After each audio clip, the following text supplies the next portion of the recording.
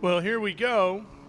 As you see the starting lineup, Formula Regional Americas. This will be our final open wheel category of the weekend, their final race of the 2025 year.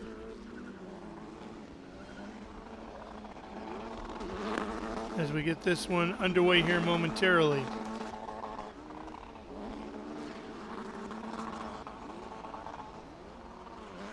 Now, I noticed the marks, this will be a standing start, and the marks on the track are gone. They got washed away with the weather.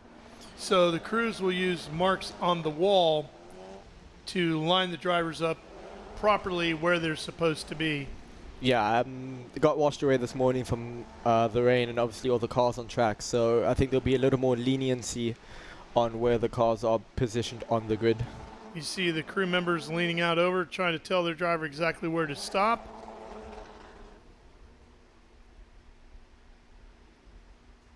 Jett bowling at the front in the 22. Brady Golan to his right in the 80.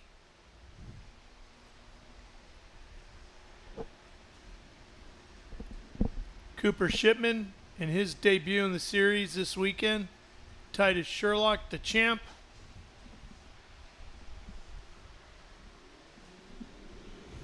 Here we go. Revs are up.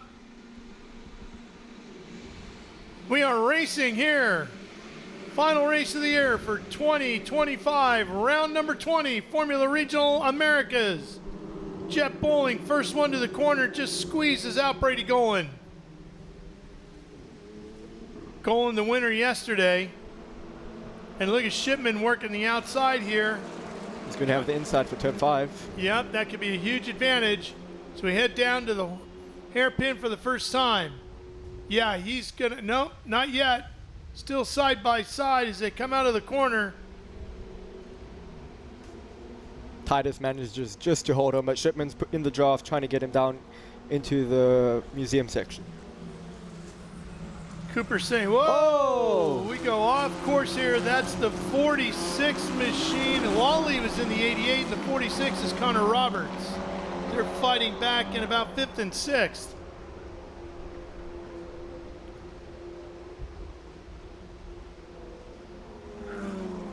Things got pretty wild. They're pretty fast. Here's Shipman.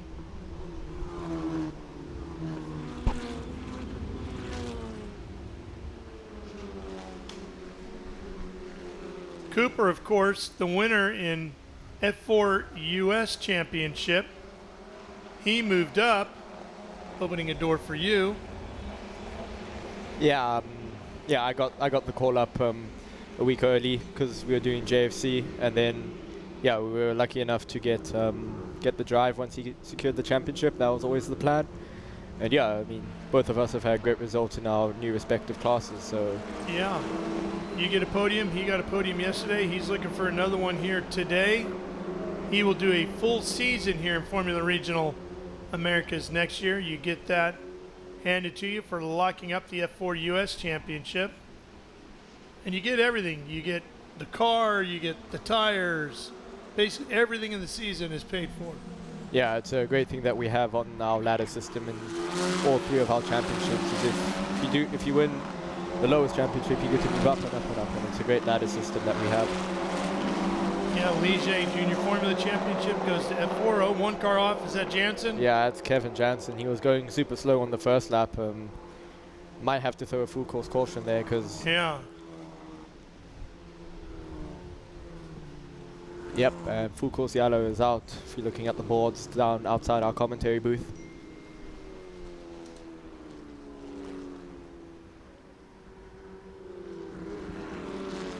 We saw Roberts and Lawley having off there. They're back in 5th and 6th. Comes the field at the front straightaway. Jett had about a second gap over Brady. That's going to evaporate here real quick. There's Bruno Ribeiro coming by in the 0-1.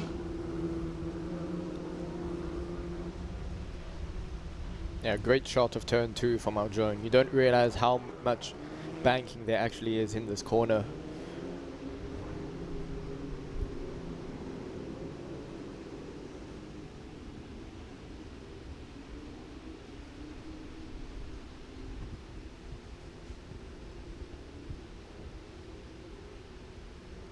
Sherlock has been working his way up this ladder system as he started in F4 US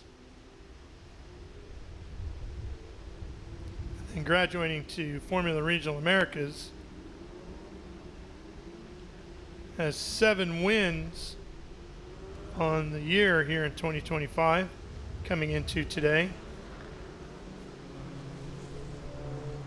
Brady got his second win of the season yesterday. He had won at NOLA Motorsports Part 2 on the season opening weekend.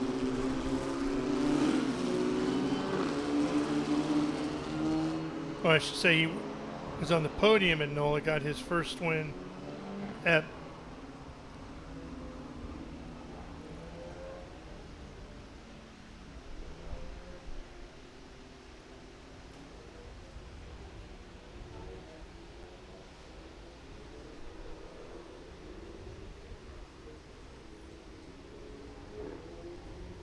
Looks like safety car lights out already, so we should be going green this time by.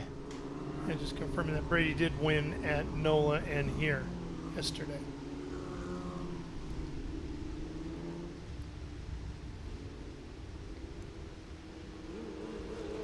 Jett was the winner at Indianapolis earlier this year. Leading here in race 2 now.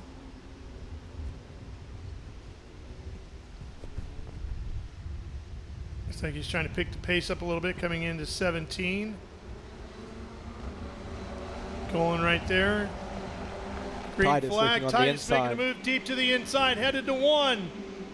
Can he pull it off? There's the 31. He's going to get around Shipman. That puts him up into 3rd. Shipman gets wide but holds on to 4th.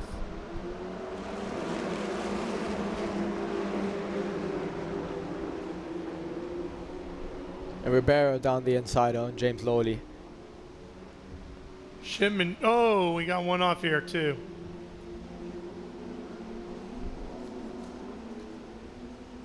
I think that was Barrett Wolfe in the 13.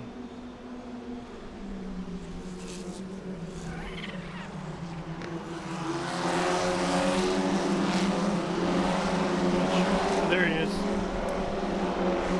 Coming onto the straightaway, Yeah. headed to 5, which is the hairpin. Our booth, we can see Barrett up along the tire barrier. That I'm guessing is going to bring out a full course caution as well, and it does. Barrett's had a frustrating weekend here. And our Mercedes-Benz safety car is on course once again. And because of that, we'll take a quick break here on Speed Sport 1, and we will be right back for more live coverage Formula Regional Americas from Barber Motorsports Park. Stay with us.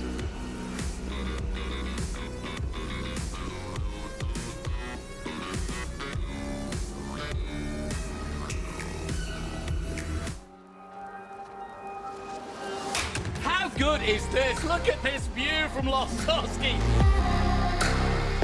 It brings all my fans, it brings the audience into the car with me. Speed turn 140-mile-an-hour entry speeds. The quickest and most efficient way for me to get information to my drivers is from using the V-Box HD2 system.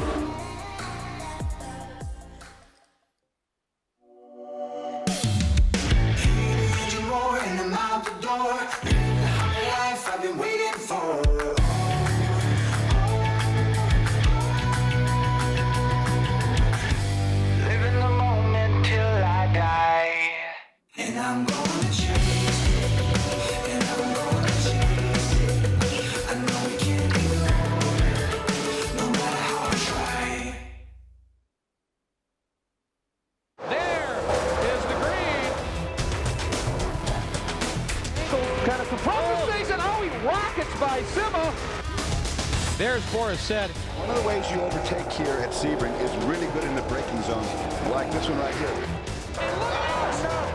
Both go around. There's the green. We are back and at it.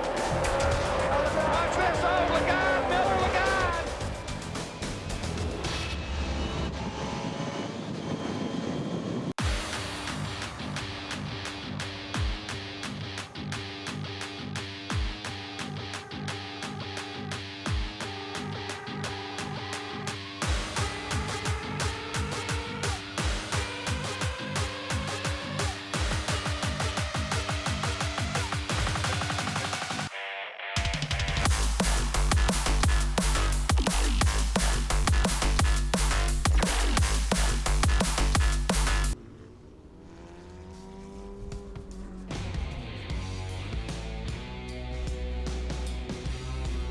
Back here in Birmingham, Alabama, and what has turned out to be a sunny day.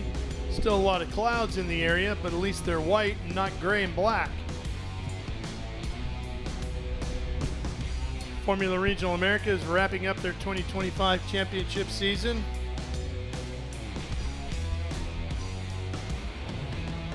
Jett Bowling has led every lap of this one so far, with Brady Golan hot on his heels. Cooper Shipman and Titus Sherlock there as well.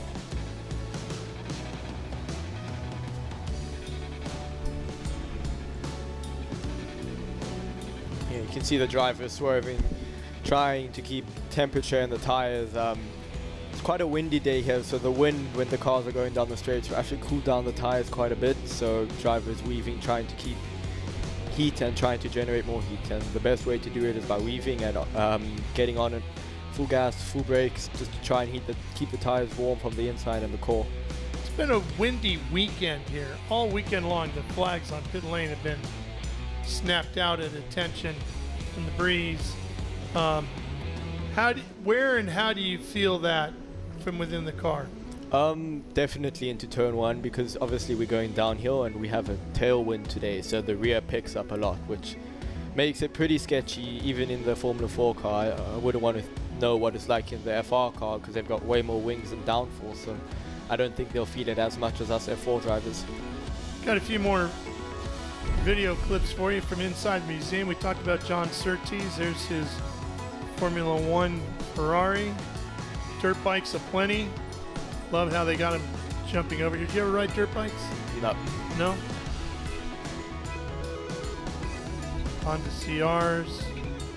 That is Jay Springsteen on the 9, Bubba Schobert on the 1, Freddie Spencer on the 19. Some great flat track motorcycles on display here. Of course, you got to have Harleys.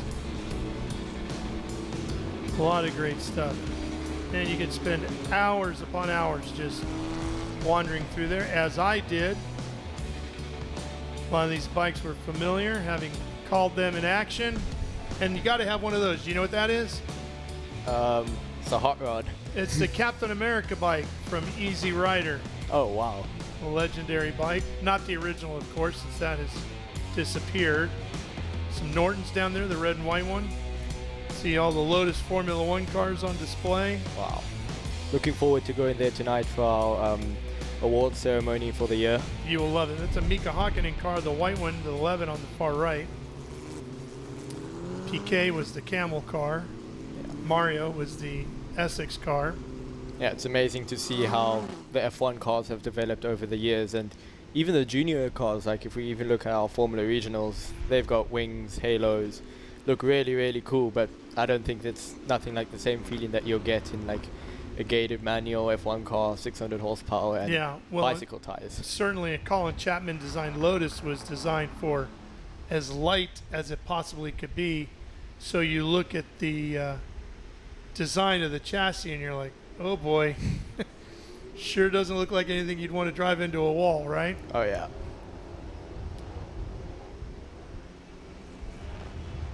In fact, I asked Mario Andretti about that once. I said, you know, your Lotus are floating around. There's guys that have them that I'm sure would love to have you get back behind the wheel of at a major vintage event anytime, anywhere in the world you so chose to do so.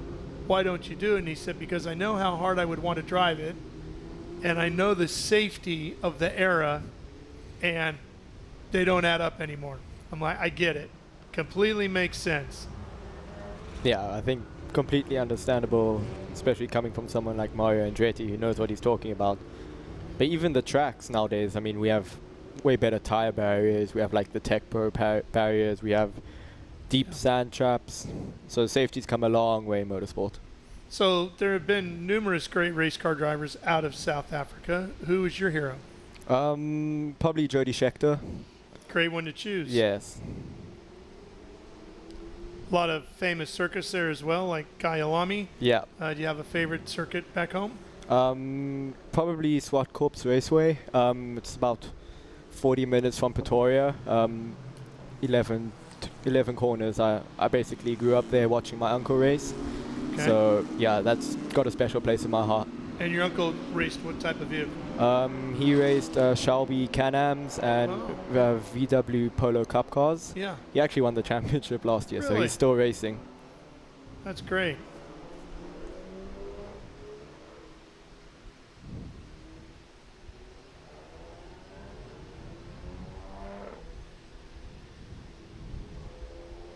And you're telling me you're a Green Bay Packers fan, so we were buddies up until then.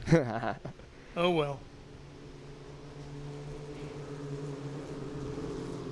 Our entire production truck, however, which is up on the hill there, they're all from Wisconsin, every single one of them. Most of them. Yeah. Safety car lights out. Here we go. You'll find a friend up there. All right, getting ready to do this once again. We ate up a little bit of the clock, not too much, but a little. Picking up speed as we come out of 16 into 17. That dumps you out onto the front straightaway where you see the green flag up in the air to your left, and we are racing again towards one. Bowling trying to protect from Brady, who's attacking. Oh, around the outside. Oh, that's going to get narrow. Wow, Oh, what a maybe move. a little bit of contact even in there. Wheel to side pod, maybe, not wheel to wheel. Nah, I think wheel to side pod. It's good hard racing from Brady. That was a fantastic move. And we got Cooper looking up the inside on Titus Sherlock. Couple of champions going at it here for 2025. Titus saying, hey, this is my series. And Cooper says, yeah, for now. Coming to take it next year. Yeah, looks like Titus got a better run outside of 5 heading into the museum complex. You're doing basically the same thing this weekend as Cooper is getting a taste of what's ahead next year. How much of an advantage do you see that being? I think it's a pretty big advantage. You get to race wheel to wheel, and that's proper racing, so you get to feel the dirty air from the cars in front, learn how to manage tires better. It's way better than just going out and testing, because you learn how to race, just feel how the car acts after a long stint. Taking a look at the restart here, you see Brady attacking. Boy, it might have been right in there where they made just a little bit of contact as he took the lead away. Of course, Brady winning yesterday, looking to sweep the wins here this weekend.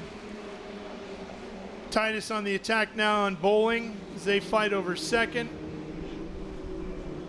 That gives you an opportunity to go into the offseason knowing a little bit about what's to come, so there's not as much of a great unknown, right? Oh yeah, definitely. It gives you slight advantage of, let's say, drivers who haven't driven the car yet. And ooh, seems like we got a full course yellow again. Again. Oh, Kevin Janzen. Yep, things not getting better for him. Or it might just be a local yellow. I think it's just a local yellow down in turn 1 and turn 2. Yeah, he kept it rolling. Or got it rolling again. Sherlock attacking on Bowling. He's going to make the pass. He's come down into the front of the museum.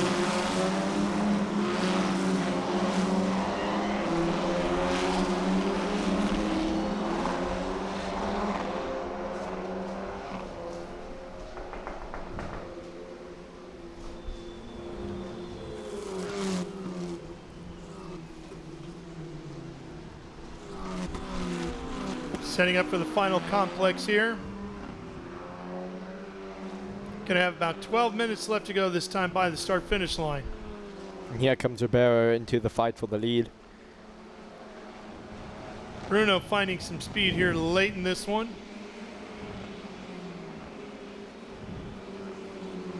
He's worked his way up to 5th.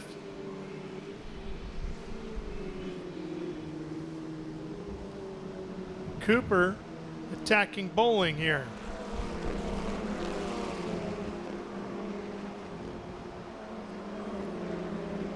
Bowling defending to the inside. Cooper going to try and hang it around the outside and try and switch back to get a run on him. Oh, Cooper over the curb. Yep. That's going to cost him, isn't it? Yeah. Ribeiro trying to pounce. And he will complete the pass. So move Ribeiro up to 4th.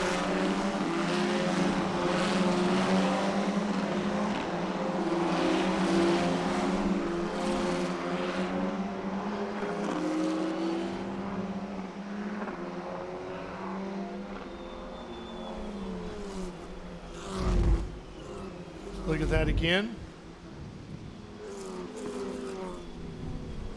looked like Bowling slipped a little bit too. Yeah, that usually happens when you're following so closely the car behind. You almost trust him to take the racing line, and Bowling made a little mistake and Cooper followed, and it ended up being worse for him, but I'm pretty sure Cooper can recover here.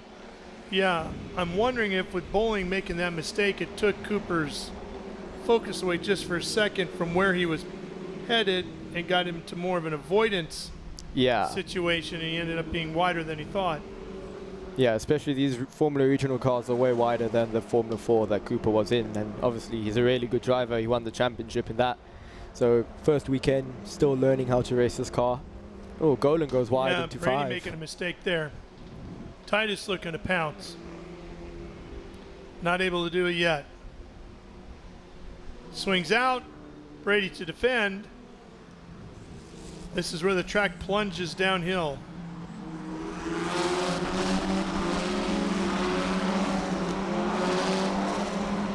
I like that section. I really enjoyed running through there.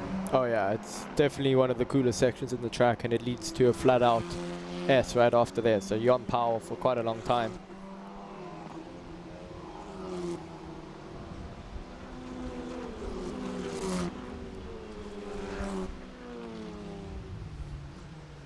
Do you know what kind of top speeds you were seeing in your races this weekend? Probably about 210 kph. I'm not sure what that will be in miles because my dash is set to kilometers per hour. Well, I can tell you. 210, you said? Yes, somewhere around there. It's got to be about 150, I'm guessing. Let's see.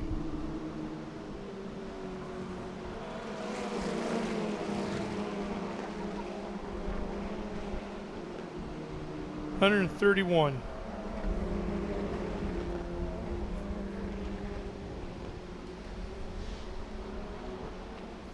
Thing is, there's not really any very long straightaways that here really stretch your legs out on horsepower, is there? Yeah, no, we don't get to 6th gear. The highest gear we'll get to is 5th.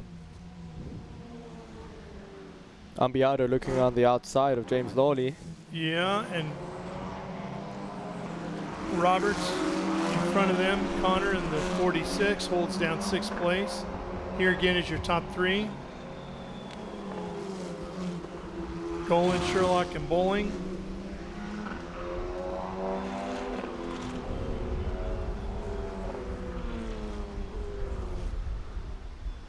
Then Ribeiro and Shipman with inside of 8 minutes to go now.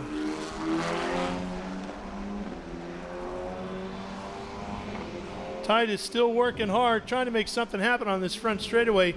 He carries a lot of speed down there, but just not enough. If he could find a way to get off of 17 a hair better, he could probably make something happen at turn 1. Yeah, I think the key for the main straight is actually to line up turn 16 better. Sacrifice a little bit of speed in turn 16 to try and open up 17 just a little more. Titus having a look down the inside. Brady gets spooked, moves out, and Brady still holds the lead heading into the museum section. And Ribeiro is right up against Bowling.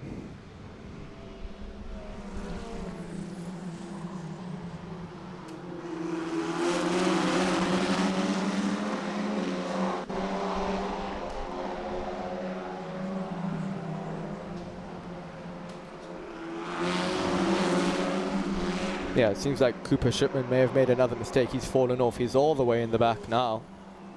Yeah. Yeah, dropped all the way to 10th from P5. I think he may have made a mistake coming into turn 16. Something has gone seriously wrong for Cooper.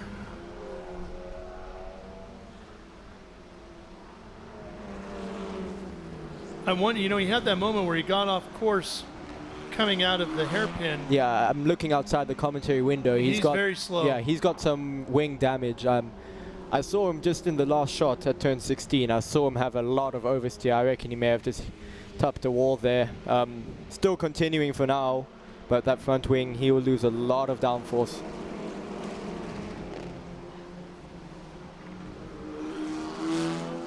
That's a tough break. Fine podium effort yesterday. Running strong here today. By the way, if you see all those phone booths, or what you think are phone booths, English phone booths, around the racetrack, They're not. They're porta-johns. Really? Yes. I thought they just took them from London. No, there's one right there. It's just a fantastic way of decorating the racetrack and spiffing things up a little bit. Looks way better than just a ugly blue porta-john, right? Wow. I did not know that. I love it. One of the many little tricks you'll find here at Barber Motorsports Park. Love coming here. Have you ever been to Disney World? No, I or have not. Disneyland? Well, one of the things they have there is what they call hidden Mickeys all around the park. People go in search of little Mickey Mouse logos that are kind of hidden all around in various odd ways and shapes and sizes. And Barber's kind of the same thing. As you walk around here, you always come across something you didn't see. You might not have seen it in the 3 years that you've come here back to back to back. All of a sudden you'll notice a sculpture tucked away in the woods or something like the phone booths that you didn't realize were here. Titus Constantly having a putting new big things dive into turn 5. Yeah, he made a move, but Brady got him there first.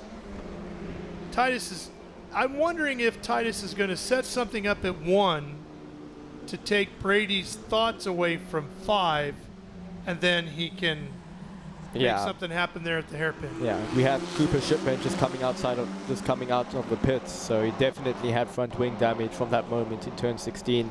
Unfortunate for Cooper, he's had such a great debut weekend.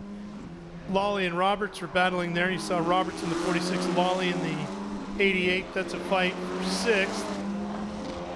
Lawley has it, I believe, right now. Going to be just inside of 4 minutes here across the finish line. Here's that fight we were talking about. Yep, Lawley in front, the 88. Connor Roberts right behind him in the 46. And then it's Day, Attiello, Shipman, Janzen, and Wolfe.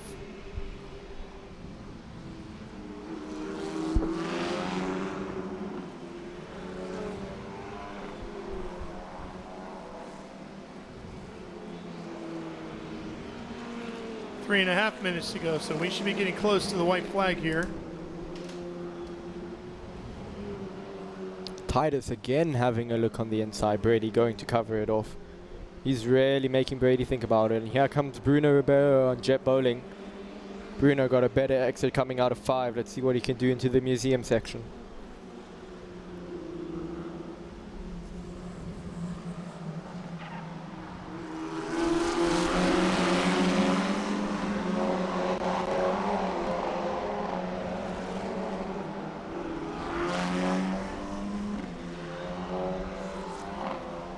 Connor Roberts actually has a win here at Barber, racing a Spec Racer Ford 3. So he's fighting here today for 6th with Lawley. It's a pretty good idea how to get around here.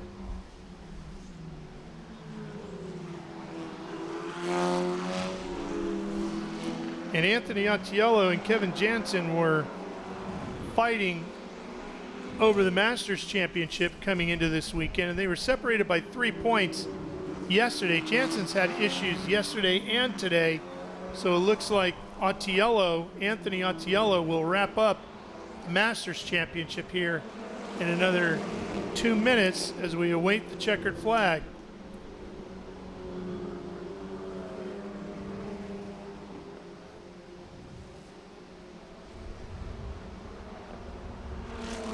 White flag is in hand of our flag man.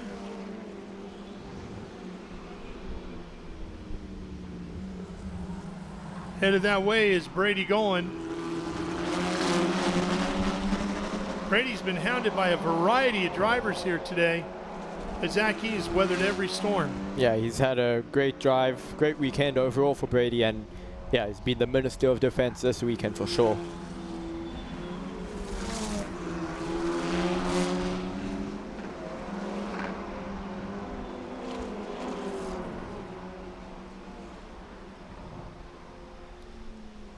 Brady going for win number 3 on the season. Coming out of 17, white flag will be waiting. There it is. One more to go in the 2025 season. Ribeiro looking down the inside of Jett Bowling and doesn't make it stick. But Jett runs wide with a lockup. Sure did. Yeah, these two teammates fighting out here.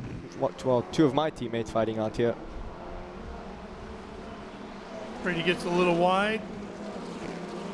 Maybe one final trip over to the hairpin. Could be an opportunity to make something happen here. Titus taking a look, nothing doing.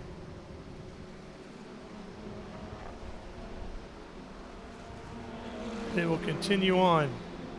Brady with just a couple of corners left to really have to defend. Oh, big lock on by Bowling, and Bowling's around. Oh my gosh, Jett Bowling on the final lap goes around, and Bruno Ribeiro's going to sneak by. Ambiado is going to sneak by as well. Oh, man, I feel for Jett. That's heartbreaking. It sure is. Led early on in this one, led the opening laps, and now finds himself slipping backwards. Sherlock giving this one all the way to the end, trying to make something happen in the final corner. Here it comes, that's 16. Final corner right here, he gets inside. Titus Sherlock takes the lead on the final corner, and the champ will win the last race of the year by 0.6 of a second. Wow, what a move by our champion Titus Sherlock. Oh man. It's the first pass I've ever seen in the final corner here. He just set up 16 so well and spooked Brady to making him the mistake in 17. Wow. Well, he had been tempting in 1 and teasing in the hairpin all race long.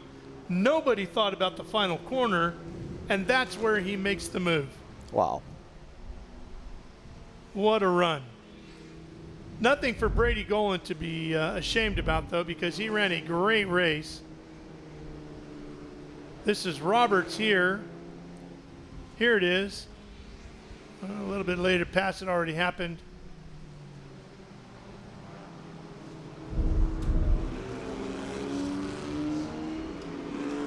All right, we're trying to get another look at that replay again here.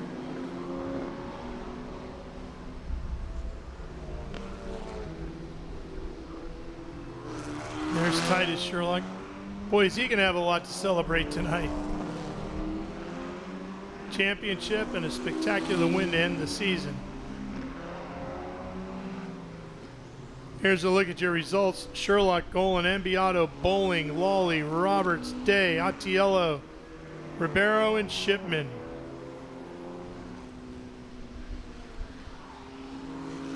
What a finish.